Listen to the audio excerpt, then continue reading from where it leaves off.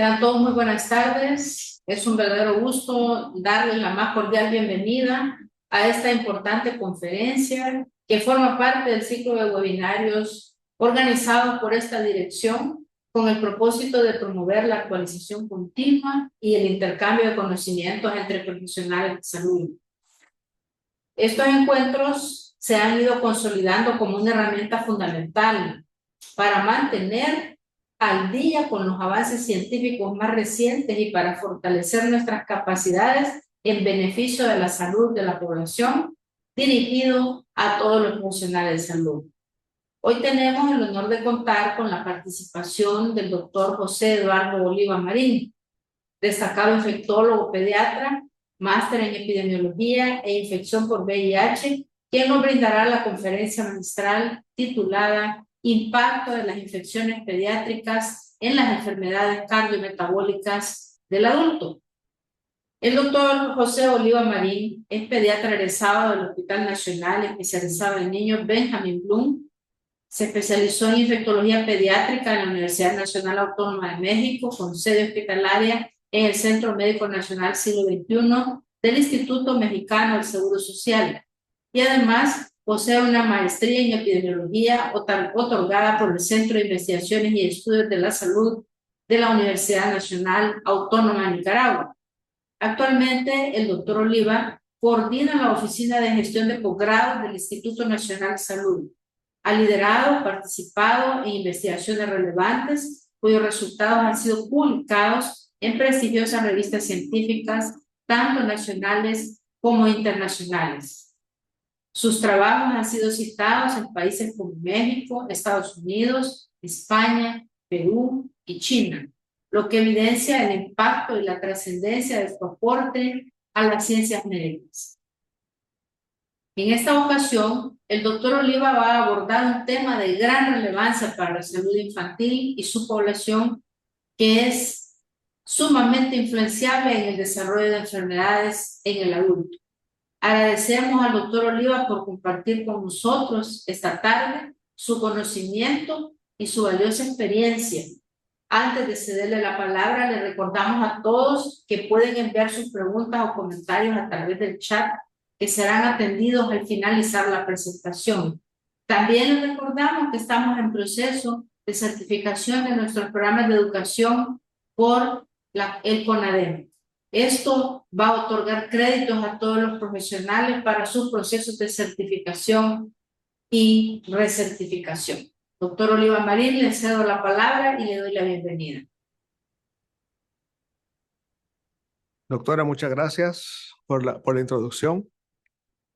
Buenas tardes a todos. En esta tarde, pues vamos a hablar de un tema que es bastante interesante, como es el impacto de las infecciones en niños en las enfermedades cardiometabólicas del adulto, ¿verdad? O sea, cómo estas infecciones en los niños pueden trascender a convertirse en enfermedades cardiometabólicas crónicas ya en los grandes, en los de 30, 40, 50 años, etc. Vamos a comenzar. Bueno, las enfermedades cardiovasculares y las enfermedades cardiometabólicas se denominan conjuntamente enfermedades cardiometabólicas y son responsables de gran parte del aumento de las tasas en todo el mundo de la morbilidad y mortalidad de enfermedades no transmisibles.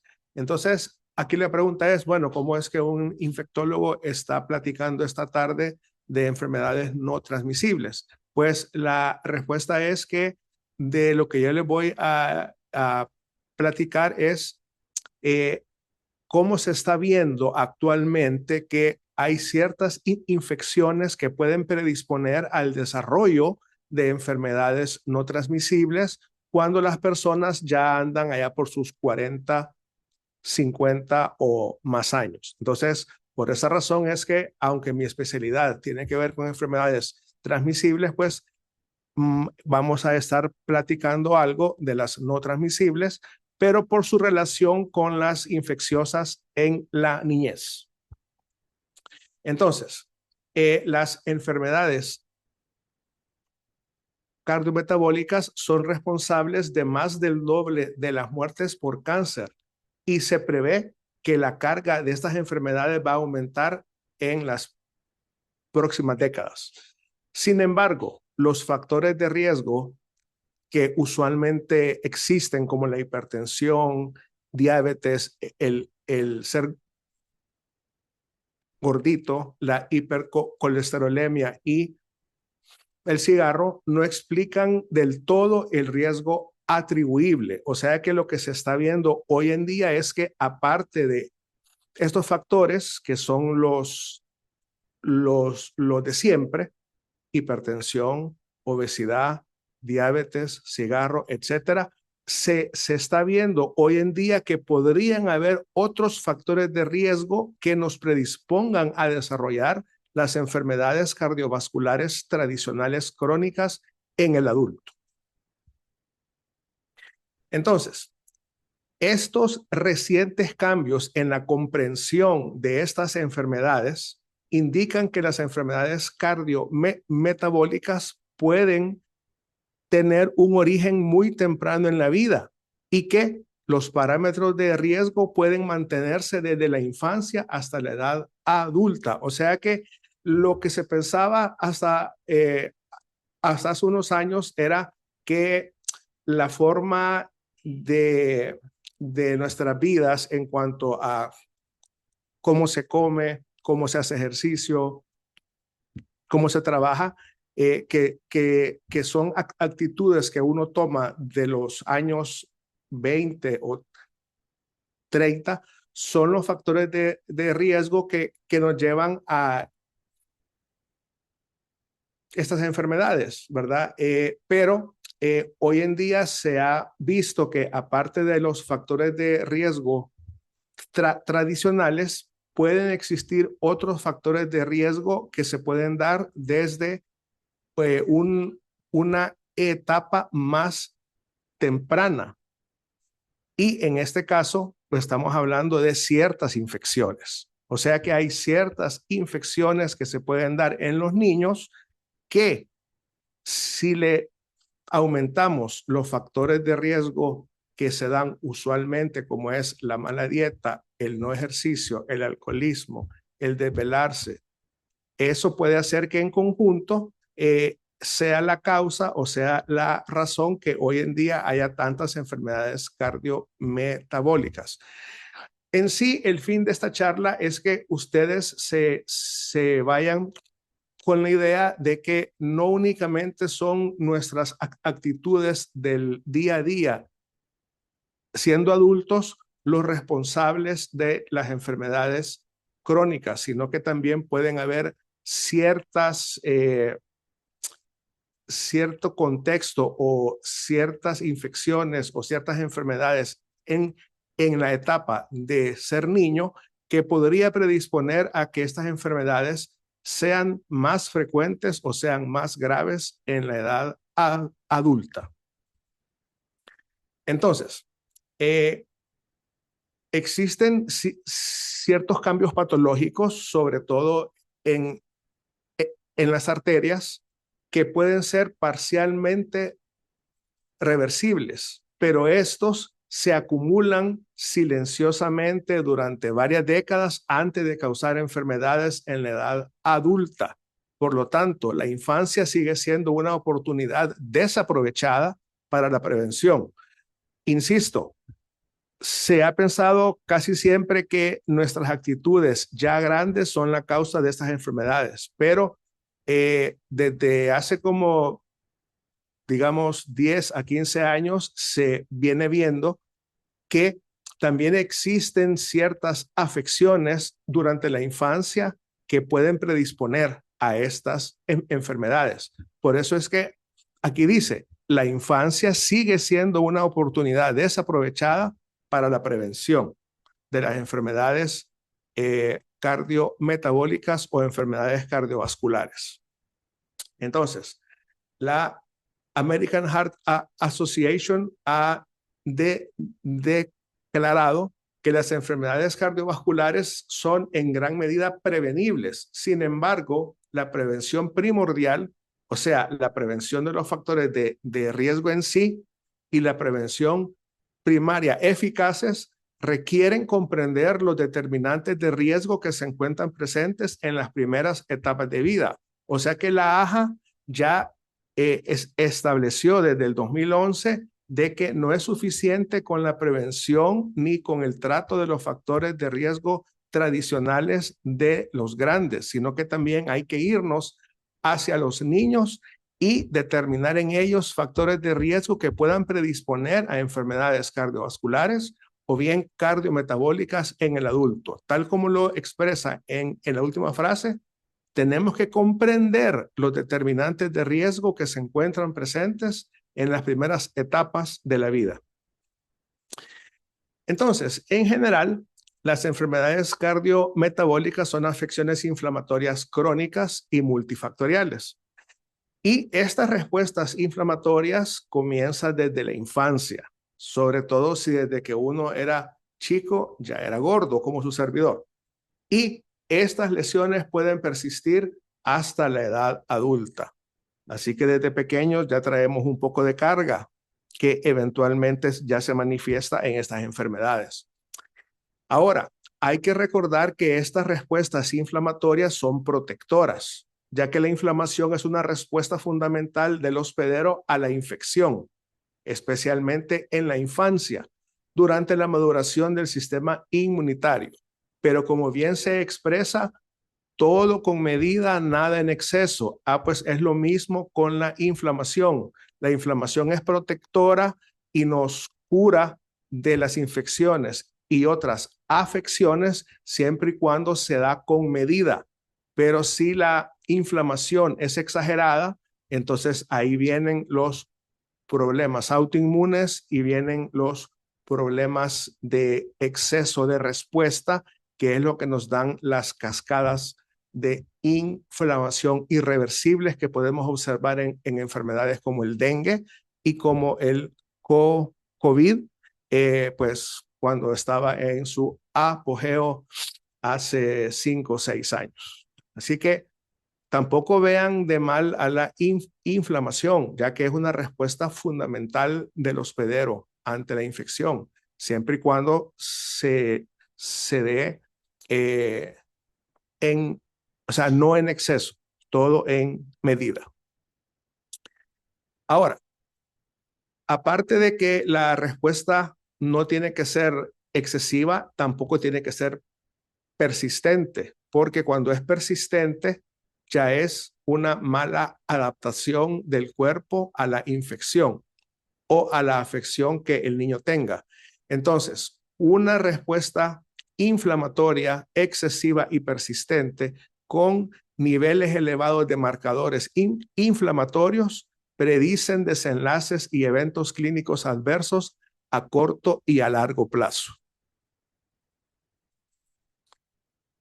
Pues bien, ya entrando en lo que es la charla de hoy, que es, digamos, cómo las infecciones en los niños pueden predisponernos a las enfermedades cardiometabólicas cuando ya somos grandes, existe un interés considerable en el papel de la infección en el desarrollo del riesgo y de la enfermedad metabólica.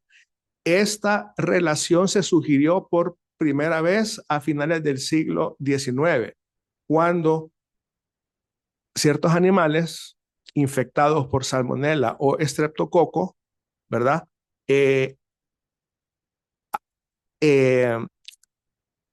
Infiltrándoles la bacteria en una lesión de una arteria chica, desarrollaban aterosclerosis grave.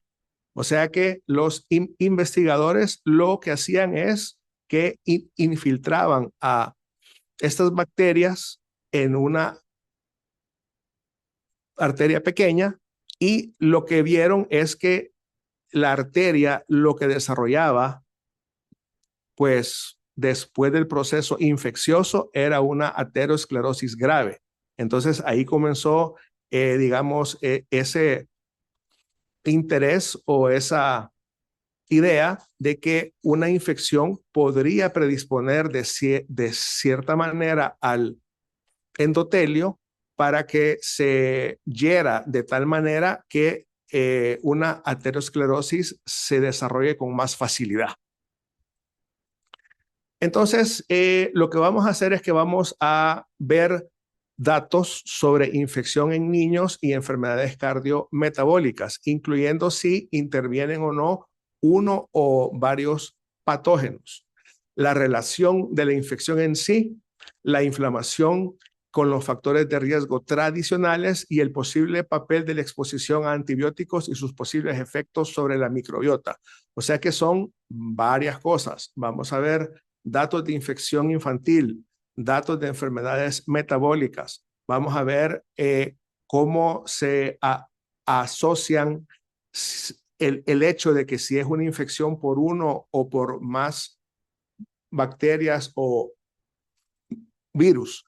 Vamos a ver la relación entre la infección y la inflamación con los factores de riesgo tradicionales, la obesidad, la hipertensión, diabetes, hipercolesterolemia, así como también el posible papel de todo esto en todo esto de los antibióticos, porque podría ser que no solo sea la infección la que predispone a la enfermedad cardiometabólica, sino que también la exposición a ciertos antibióticos y, por supuesto, un tema que hoy en día es de mucha importancia desde hace ya varios años, que es la microbiota, tanto la de piel como la de tubo respiratorio y sobre todo la de tubo digestivo bajo.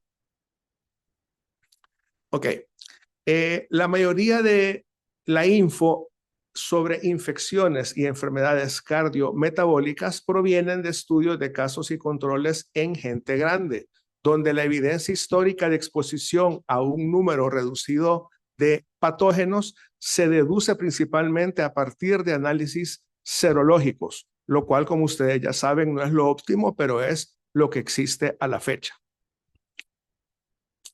Este enfoque es pragmático, pero generalmente no aporta información sobre el momento de la infección, la gravedad ni el grado de la inflamación y es posiblemente susceptible a causalidad inversa. ¿Qué es esto? O sea que quienes están con una enfermedad cardiometabólica establecida podrían ser más susceptibles a las infecciones y no al revés, que las infecciones hagan que ellos sean más susceptibles a desarrollar enfermedades cardiometabólicas.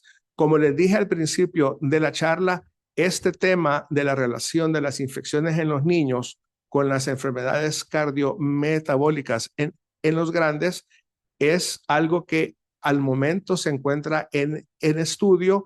Es una idea que es válida, pero que todavía necesita más investigación para que los datos sean lo suficientemente robustos como para que se dé una conclusión.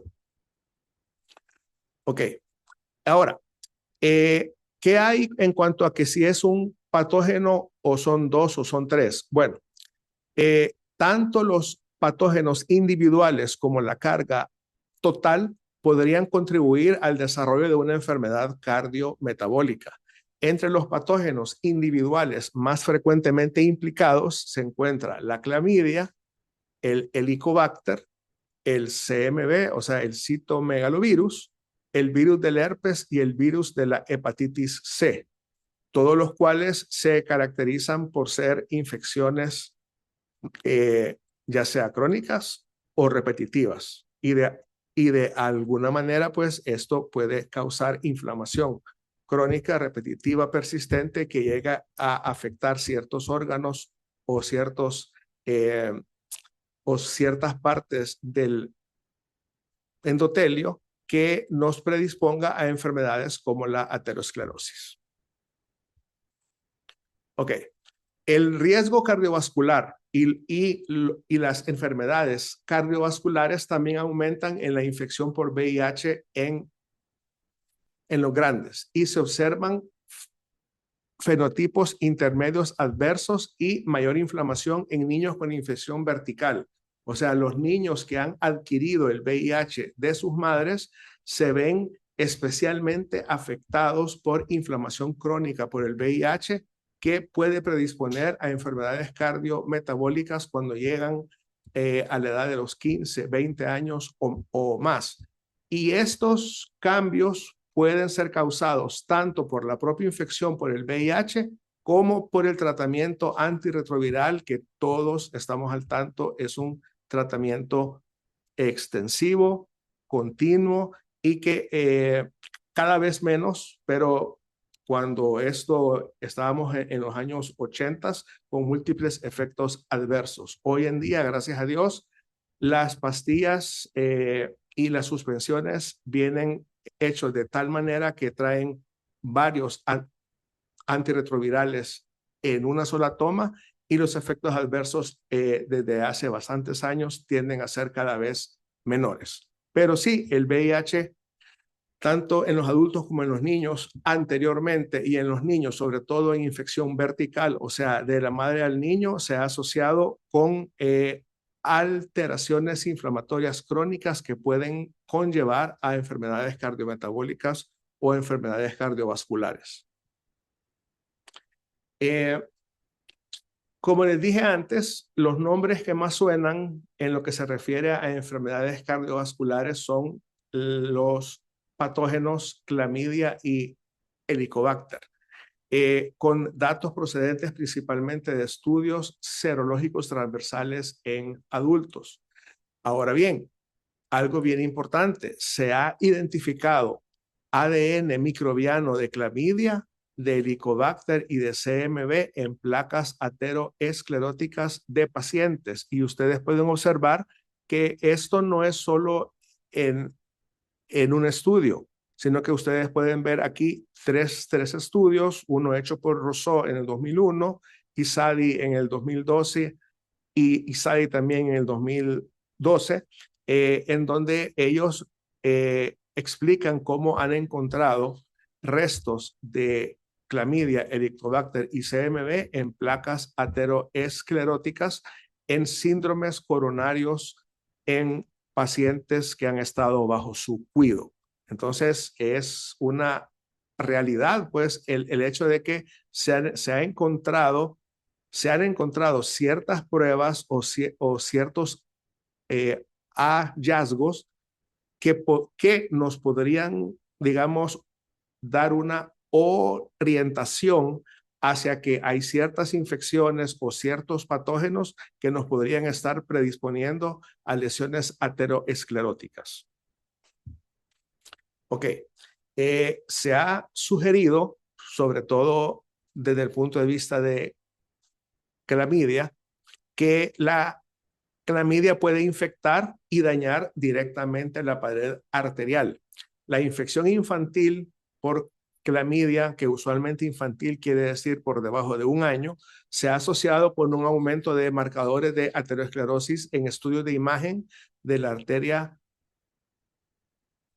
carótida y la aorta, así como anomalías de la función arterial. O sea que de la clamidia, de Helicobacter, de CMV, de herpes, la que más estamos escuchando en la presente charla es clamidia, ¿verdad? Como ustedes pueden observar en otros estudios de otros autores en otros países, en donde ellos han observado pues que hay una asociación entre esta bacteria y digamos una mayor facilidad para desarrollar lesiones ateroescleróticas, así como anomalías en la función arterial.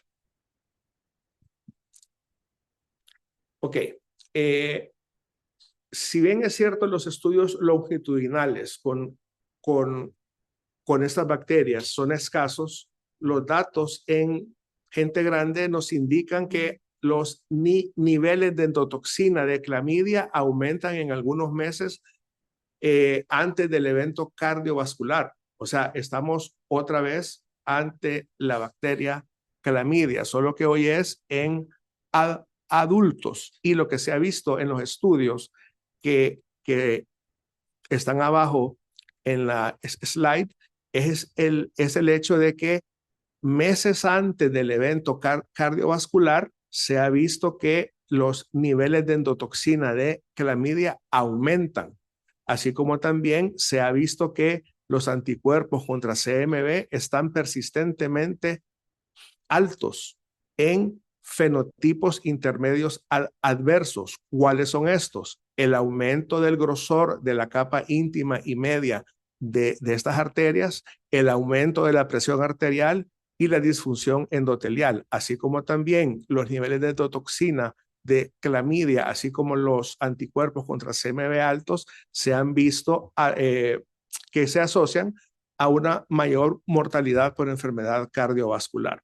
Esta diapositiva no nos habla acerca de las infecciones en sí en niños y cómo estos pueden predisponer a las enfermedades en grandes, sino que nos está hablando de que en adultos se ha visto que tanto clamidia como CMV se asocian a todos estos problemas que tienen que ver con las arterias, la presión arterial y la disfunción endotelial de las mismas. O sea que es interesante el hecho de que hay ciertas cosas que uno nunca pensaría pues que puedan alterar hasta tal punto nuestro cuerpo, nuestros tejidos, nuestros endotelios. Ok.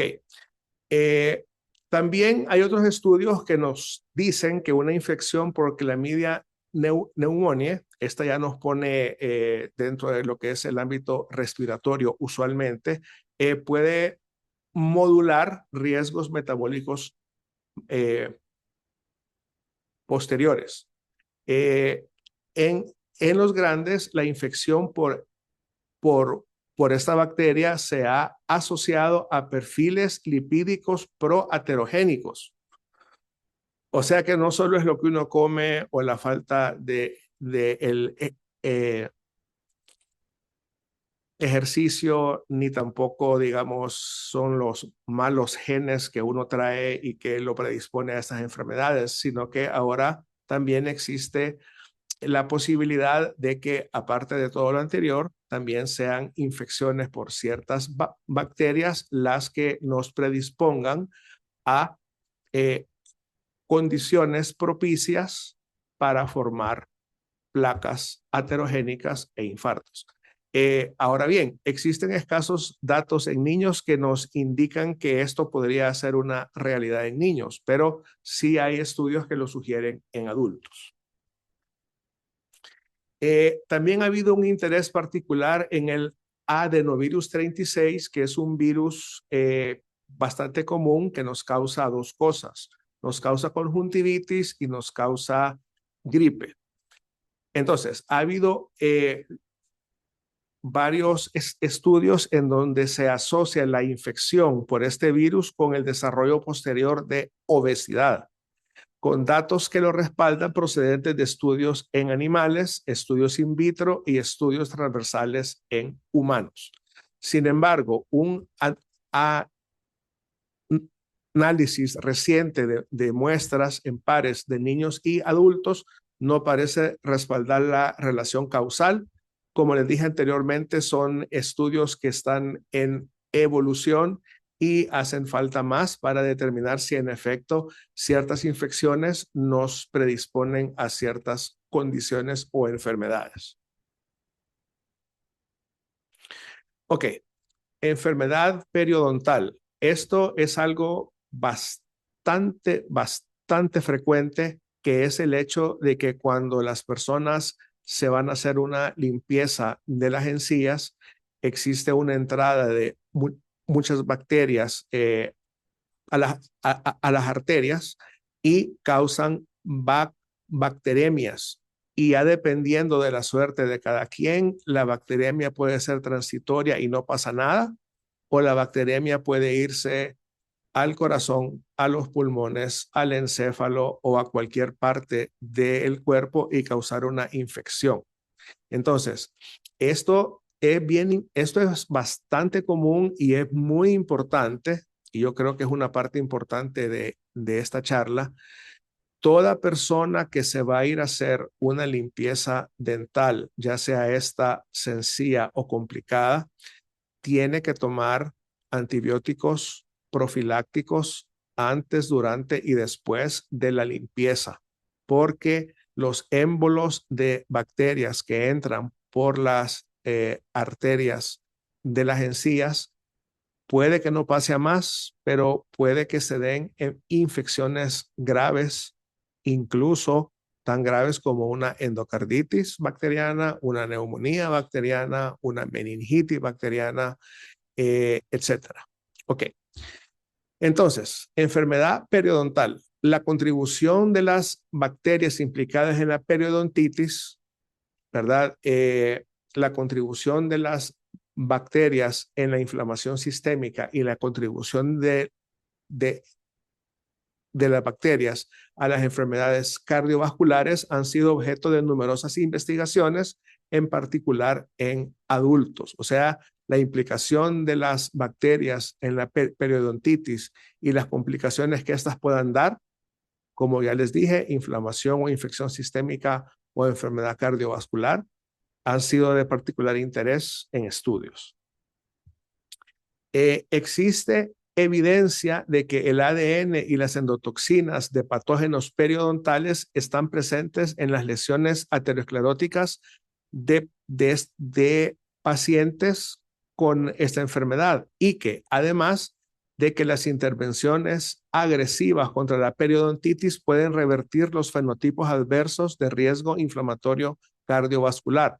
Dicho de una manera más sencilla, hay evidencia de que el ADN y endotoxinas de patógenos periodontales pueden entrar a la economía corporal, o sea, al resto del cuerpo.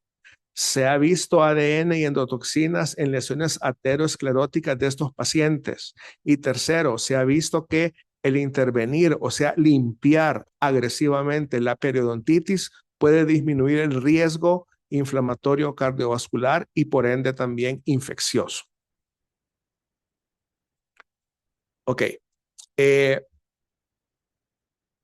Aquí están hablando acerca de que hay ciertos estudios que han visto que a lo mejor no es una sola bacteria la responsable de la inflamación en todo el cuerpo o de la predisposición a las placas ateroescleróticas en todo el cuerpo, sino que quien es responsable es la carga patógena total y no solo una bacteria, sino que la carga patógena total es la que modula el riesgo cardiometabólico, pero esto es algo que todavía no se conoce con certeza. ¿Por qué? Porque la carga patógena total y la respuesta inflamatoria resultante son difíciles de cuantificar, especialmente de forma retrospectiva.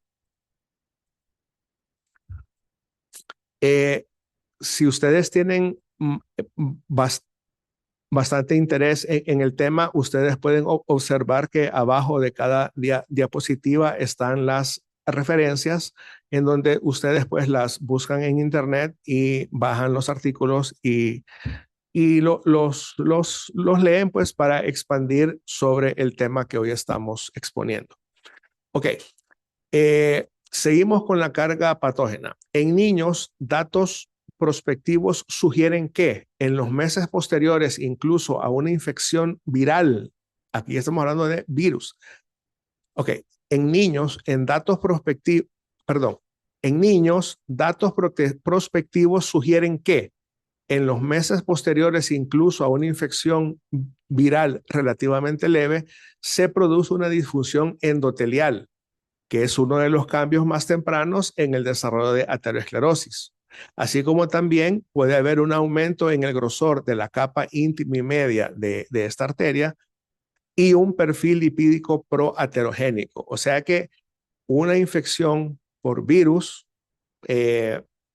y como nos lo mostró el COVID, que nos puede dar múltiples complicaciones a largo plazo, como el COVID persistente, hay otros virus que podrían producir ciertas cosas que no vemos tan sencillamente, porque como aquí se expone, una infección por virus, incluso una leve, puede causar disfunción endotelial, que puede predisponer a aterosclerosis, puede predisponer a un aumento del grosor de la íntima y de la media de la arteria carotídea y a un perfil lipídico proaterogénico, todo lo cual no se escucha bien ya a nuestras edades. Ok, queda ver si estos cambios persisten o si las infecciones repetidas, especialmente las que son leves, típicas de la infancia, tienen un efecto acumulativo. Eso falta verlo. Ahora bien, algo bien importante, los niños expuestos al humo de cigarrillo y aquellos que adolecen infecciones respiratorias tienen mayor rigidez arterial y aterosclerosis acelerada, lo que sugiere que estas infecciones pueden modular los efectos de los factores de riesgo cardiovascular tradicionales. O sea que el humo del cigarrillo y las infecciones respiratorias repetitivas, si se unen con los factores de riesgo tradicionales como son la obesidad, el tabaquismo, diabetes, etcétera, nos puede llevar a rigidez arterial y aterosclerosis acelerada, hipertensión arterial, infartos. Como ustedes pueden ver, abajo tenemos 1, 2, 3, 4 estudios. Hay 4 estudios que han mostrado relaciones entre la hospitalización por infecciones, y aquí no estamos hablando de infecciones solo respiratorias. Aquí estamos viendo, o cuando yo vi estos estudios, son infecciones respiratorias, infecciones del tubo digestivo, infecciones cardiovasculares, infecciones de la piel. O sea, son infecciones en toda la economía corporal. Ok, varios estudios han mostrado que existen relaciones entre la hospitalización por infecciones, cualquier infección, particularmente en niños de edad preescolar, y la obesidad en la edad adulta, el síndrome metabólico y algunos fenotipos cardiovasculares intermedios adversos. Ok, se hace bastante interesante la relación entre ciertas infecciones y estas 3 enfermedades crónicas no transmisibles que se desarrollan en los grandes, ¿verdad? Yo incluido. Ok. También no hay que echarle la culpa supuesta solo a las infecciones, sino que hay que recordar que las infecciones infantiles a menudo se tratan empíricamente con antibióticos, lo cual no es correcto porque el 85% de las infecciones infantiles, 85%, son provocadas por virus, entonces no necesitan antibióticos, pero esto es algo cultural que se ve a lo largo de todo el mundo. Todo el mundo usa antibióticos cuando un niño tiene una infección. Ok, un estudio retrospectivo en gente de 12 a 19 años indicó una asociación positiva, independientemente de los factores de riesgo tradicionales, entre el número de ciclos de macrólidos en la infancia y los parámetros cardiovasculares adversos en la adolescencia, lo que sugiere que el uso de antibióticos puede ser un indicador informativo de una carga infecciosa en un área dada, en un tiempo dado, o bien que los antibióticos pueden tener efectos directos por sí mismos sobre el endotelio vascular. Es otra posibilidad a la cual pues hay que entrarle haciendo más investigación. Ok, ya para terminar, tenemos 3 diapositivas más. Hay datos recientes, los cuales se encuentran en los artículos que están acá abajo, que han relacionado la exposición a antibióticos antes del nacimiento, o sea, recibidos por la madre, así como también recibidos durante la infancia y que se asocian al desarrollo de obesidad. Los antibióticos en general alteran el microbioma, especialmente cuando se administran a temprana edad, lo que a su vez puede afectar el riesgo cardiometabólico. Ya saben ustedes pues que la microbiota del tubo digestivo inferior es sumamente importante en todos los procesos fisiológicos de nuestro cuerpo. Y hay datos en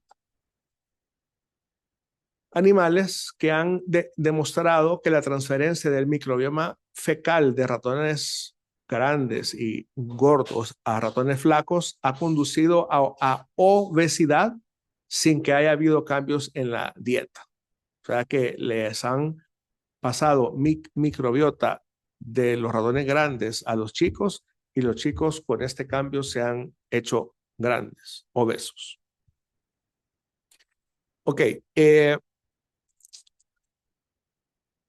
en la aterosclerosis, datos en humanos y en animales sugieren que el metabolismo microbiano de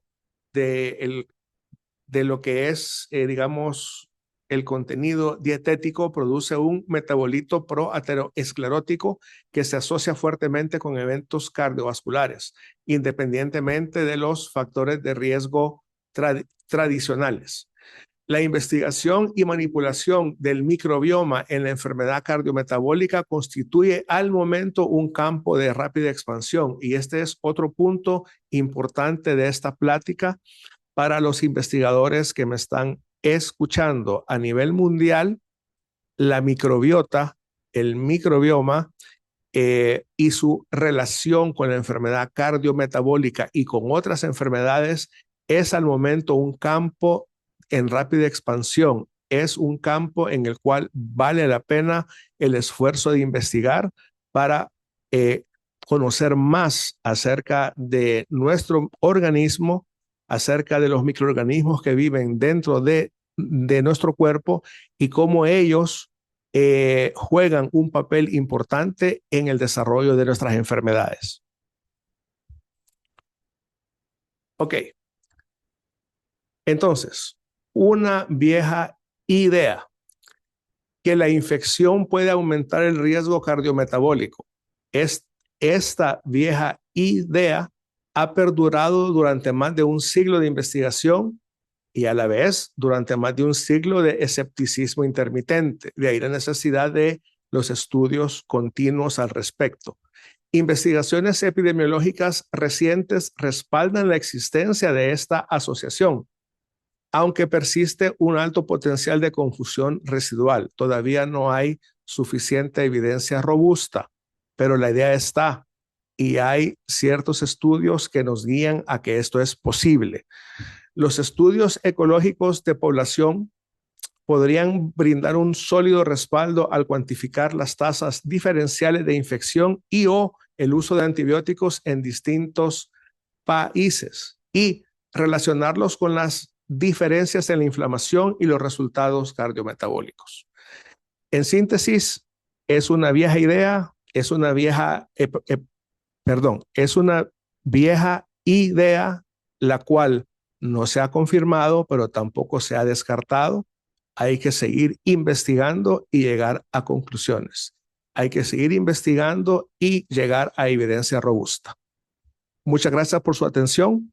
Estamos a la orden para preguntas. Muy amable. Muchas gracias, estimado doctor. Excelente tema y muy en consonancia con lo que estamos discutiendo a lo largo de este año en apoyo a la próxima encuesta de enfermedades crónicas que va a desarrollarse en el instituto a nivel nacional. Hay algunos comentarios y preguntas que son interesantes. Hay una pregunta aquí que dice: hay una costumbre ahora cada vez más creciente de que los niños besen a los animales y los adultos también, especialmente a los perros, y la costumbre de meterlos en la cama con los niños desde bebés hasta adultos, los gatos también.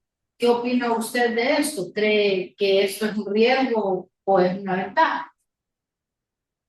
Ok, como les expresé en la charla, nada es bueno en exceso.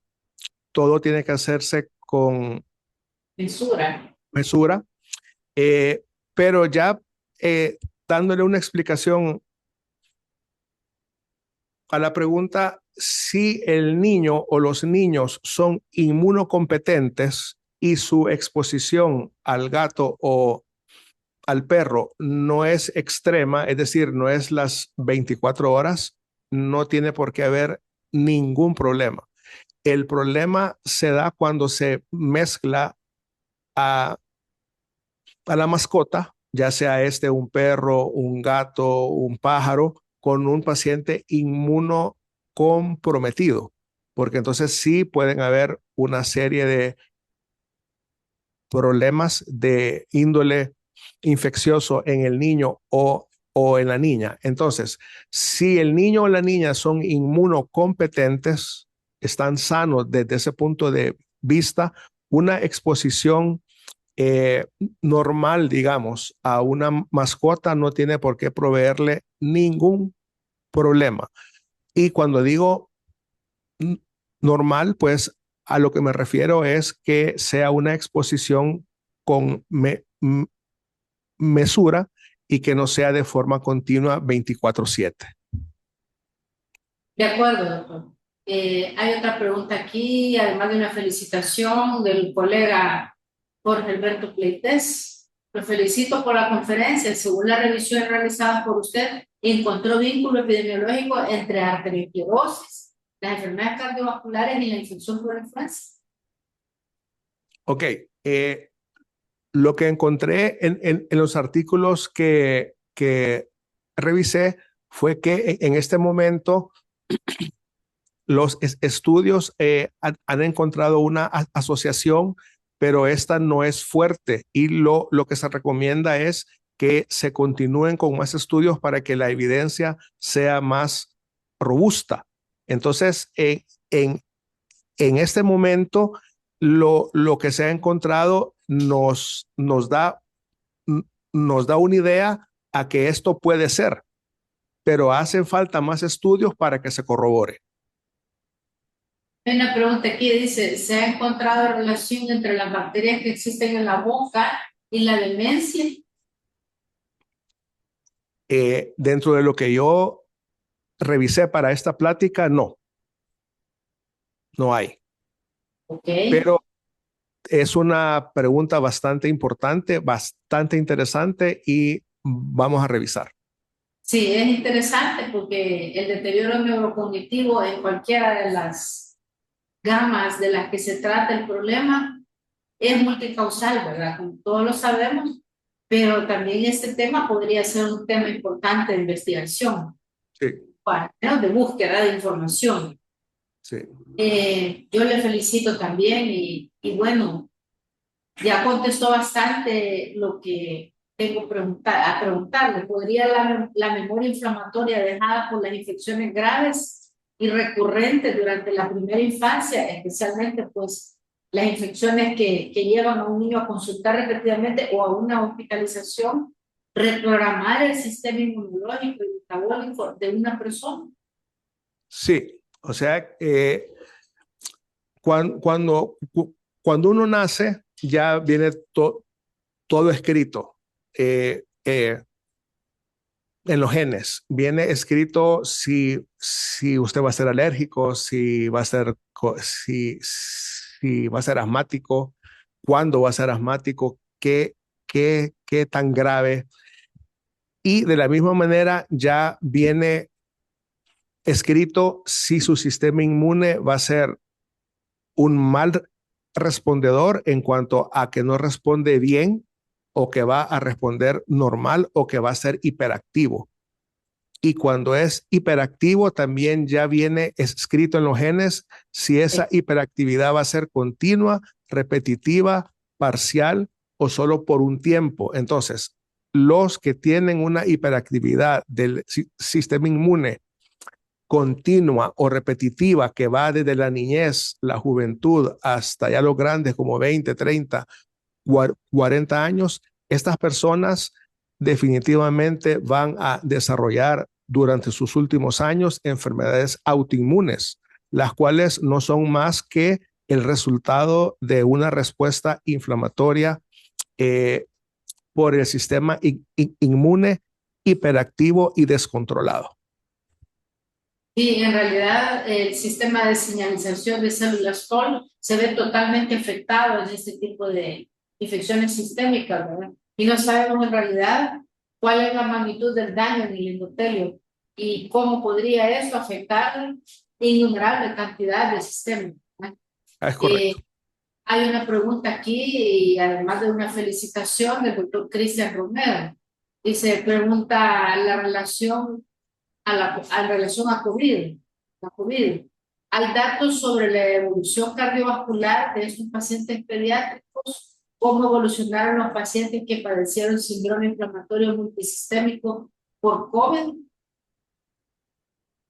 Sí, existen bastantes estudios, tanto mientras vaya, hubo estudios en la pandemia y también hubo estudios post pandemia, en donde lo que se observó es que la infección por este virus no era solo por 8 días o por 10 días, sino que dependiendo del sistema inmune de cada paciente, se afectaba un órgano o varios órganos por un tiempo que podía ser de 2 a 3 meses o de 6 a 12 meses o más tiempo, lo que se llegó a llamar como COVID persistente.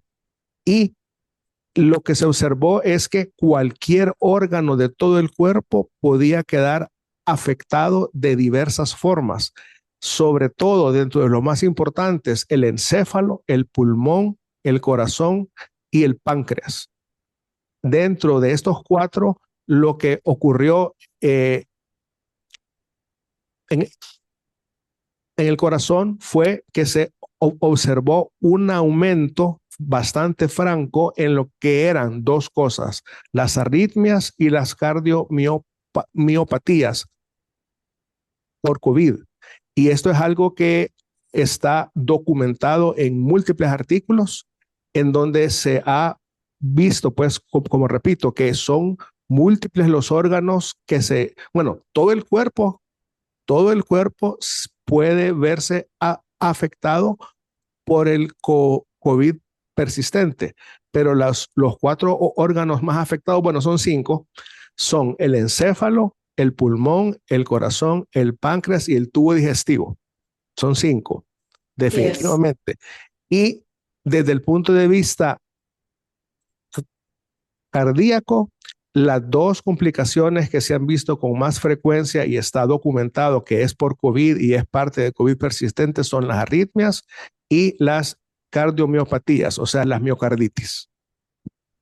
Sí, eso es una información sumamente importante, ¿verdad? Porque hemos visto un incremento notable de enfermedad cardiovascular que antes no tenía ninguna base, ¿verdad? Y que después de la infección, a veces a repetición, quedan secuelas Así cardiovasculares, es. gastrointestinales muy comprobadas, incluso inmunológicas, por la misma situación, ¿verdad? Hay una pregunta muy interesante aquí. Excelente ponencia, dice el doctor Elías Aguilar. Doctor Oliva, con base en su experiencia, ¿cuál debería ser la postura respecto a la vacunación contra la COVID-19 en la población pediátrica, considerando su potencial para prevenir el COVID prolongado y sus efectos en las próximas generaciones? Bueno, la respuesta como, como José Oliva, especialista en niños, infecciones, pues definitivamente va a ser siempre que hay que vacunarse contra las enfermedades contra las cuales existen vacunas. ¿Cuál vacuna es la óptima? La que esté a la mano. Lo importante es vacunarse porque con la vacuna contra esta enfermedad se ha visto que la enfermedad es menos grave, hay menos hospitalización, hay menos muerte y hay menos COVID persistente. Por lo tanto, yo voy a aprovechar la oportunidad para recomendar ampliamente la vacunación contra COVID-19 con la vacuna que esté a la mano. Y es importante que ustedes sepan que las vacunas no solo son para que la gente no se enferme, sino que son para que cuando se enfermen no sea con gravedad, para que no se ingresen, para que no entren a UCI, para que no se intuben y para que no se mueran. Y en este caso, para que tampoco quedemos con COVID persistente. O sea, son como 7 razones para vacunarse. Razones de peso para mantener las campañas de vacunación vigentes y llamar a la gente a que cumpla con sus esquemas de vacunación, ¿verdad? Para la prevención de todo el panel respiratorio, ¿verdad? Que hay, no solamente del COVID-19, sino que para las vacunas que hay disponibles en general. Esta es la última pregunta, una charla sumamente interesante, a pesar de que es un tema ampliamente tratado desde hace varios años, la pregunta sigue siendo vigente.